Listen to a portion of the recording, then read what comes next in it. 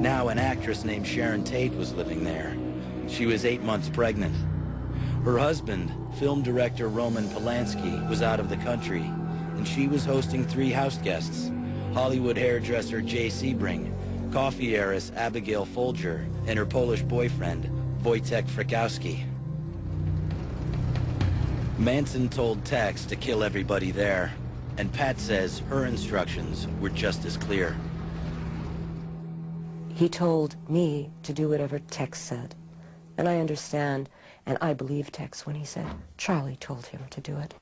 While Linda Kasabian waited, Tex Watson led Susan Atkins and Patricia Krenwinkel onto the estate. Leaping over the wall, Tex surprised 18-year-old Stephen Parent, a friend of the groundskeeper who was just about to leave. Before he could, Tex reached into his car and shot him 4 times, point blank. Inside, Tex and the women herded everybody into the living room. Jay Sebring was the next to die. When he tried to protect Sharon, Tex shot and stabbed him. Frykowski was killed trying to escape, stabbed, bludgeoned, and shot by Tex. Abigail Folger also tried to flee, in vain. At that point in time, I left and followed her. I ran after her with an upraised knife, and we went out through a back door out onto the lawn. And I started stabbing her. I ran her down, and I began to stab her. I remember her saying, "I'm already dead." Inside, Susan Atkins guarded a terrified Sharon Tate, who was bound around the neck and strung from the rafters. Atkins later told the story to Virginia Graham, a cellmate in jail. She said Sharon was crying and begging, "Please don't kill me, please don't kill me. I just want to have my baby. God, please don't kill me." And she says, and I looked her dead in the eye, and I said to her, "Bitch, I don't care about you or your baby, and you're going to die." And she said, and I killed her. By the time they were done, it was well after midnight, and 5 people were dead. They'd been stabbed more than 100 times. Why do you think he chose you for that night? Because he knew I wouldn't question him. He's got about 25 people to choose from, right? He knew them better than you and I. Why did he choose these particular ones to go along with him? Well, my guess is he felt they were the ones that were most capable of committing these murders for him. The next night, Manson tapped the same group plus Leslie Van Houten. She was eager to prove her loyalty. He asked me, do you believe enough in what I say to know that this is something that has to be done, or something to that effect? And I said, yes, I do. This time, Manson drove the group to Los Angeles. The house he chose belonged to supermarket owner Lino LaBianca and his wife Rosemary. Manson walked in first. Seen a guy sitting on the couch. When he was sitting on the couch, I pet the dog. I said, "Hey, look like Sophia Loren there." And I laughed at it. He said, "Hi." I said, "Hi." Manson bound and gagged them both, then left. I told the other dudes, "I'll see you later, man. You know, like, I'll catch it on the run, man. I'm gone, man." And I split. Although he denied giving the command to kill, Tex and the women say it's a lie.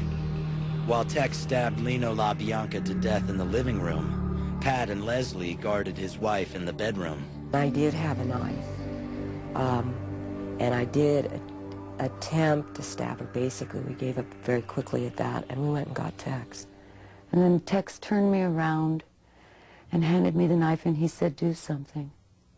Because Manson had told him to make sure that all of us got our hands dirty. And I stabbed Mrs. LaBianca in the lower back about 16 times. I went, and Mr. LaBianca was already dead, and I had gotten a fork, and I stabbed him with a fork repeatedly and eventually left the fork in him. And then I wrote words all over the house in blood. The words were "Helter Skelter," "Rise," and "Death to Pigs." Words Manson had taken from the Beatles' White Album to describe his bloody vision of apocalypse. Now 8 people were dead, and 3 of Manson's all-American girls, Pat, Leslie, and Susan, were killers. Oddly, one family member was notably absent from both nights of murder. Charlie's right hand, Lynette "Squeaky" Fromme. Some people say it's because Charlie knew that she really wasn't capable of this kind of violent mayhem, and she didn't have what it took to plunge a knife into somebody. It's a very difficult thing to imagine doing. But I still believe that they were right because they felt right. They felt that despite the ugliness of it, it was the right thing to do. One thing was clear. The mastermind behind the murders had made sure that Tex and the women all bloodied their hands, while he kept his own hands clean. I did stay clear of everything. But they say you didn't, because they were acting for you on your instructions. No. And under your influence. Well, maybe influenced, and they might have thought it was my instructions, but I wasn't directing traffic, lady. Back at Spahn Ranch, the Manson tribe waited for the black uprising, helter-skelter, to come down. But what came down instead was the law. On August 16th, just 1 week after the Tate murders, the Los Angeles County Sheriff raided the family's compound. But the authorities were looking for stolen dune buggies, not murderers. And they released the Manson family just 48 hours later.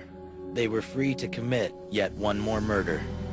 This time, it happened right at home on Spahn Ranch. The sounds woke 17-year-old Barbara Hoyt from her sleep. I heard the screams, and as he screamed and screamed and screamed and screamed, it went on forever. It was horrible, gut-wrenching screams. I've never heard like that before in my life. Barbara recognized the screams. They belonged to a ranch hand named Shorty Shea. Fearing for her own life, Barbara made her escape from the Manson family. The identities of the Tate LaBianca killers were still unknown to the world, but that would soon change. November 1969. For 4 months, the mysterious slayings of actress Sharon Tate and 6 others had gone unsolved. What the authorities didn't know was that one of Tate's killers, 20-year-old Susan Sadie Atkins, was already sitting in a Los Angeles County jail, charged with the murder of Gary Hinman. I noticed her only because she was happy and running around and dancing and singing, and I can remember thinking, this is really not the place for this kind of joy. Atkins' friendship with Virginia Graham would break the case wide open. They shared a dorm in jail, and it wasn't long before Susan confided that she'd been involved in another, bigger crime, the notorious Tate LaBianca killings. Sadie had another shocking revelation. The other killers were hiding in the desert, and if they could help it, the Tate LaBianca murders wouldn't be their last. Graham felt responsible and tipped off the authorities. On her tip, the police rounded up the rest of the killers: Patricia Krenwinkel, Leslie Van Houten, Linda Kasabian, Tex Watson, and Charles Manson. In December of 1969, they were all charged with murder. The trial of Manson and the girls, Pat, Susan, and Leslie, went forward in June 1970 without Tex Watson, who was fighting extradition from his home state of Texas. In exchange for her testimony, all of the charges were dropped against Linda Kasabian. She indicted all of them. She said that they had gone out, that they had instructions from Manson, that they were told to wear creepy crawlies, which were their black outfits, and that they were bent on murder. For almost a year, Manson played right into the prosecution's argument that he had controlled and directed the girls. They were as obedient in court as they had been in the victims' homes.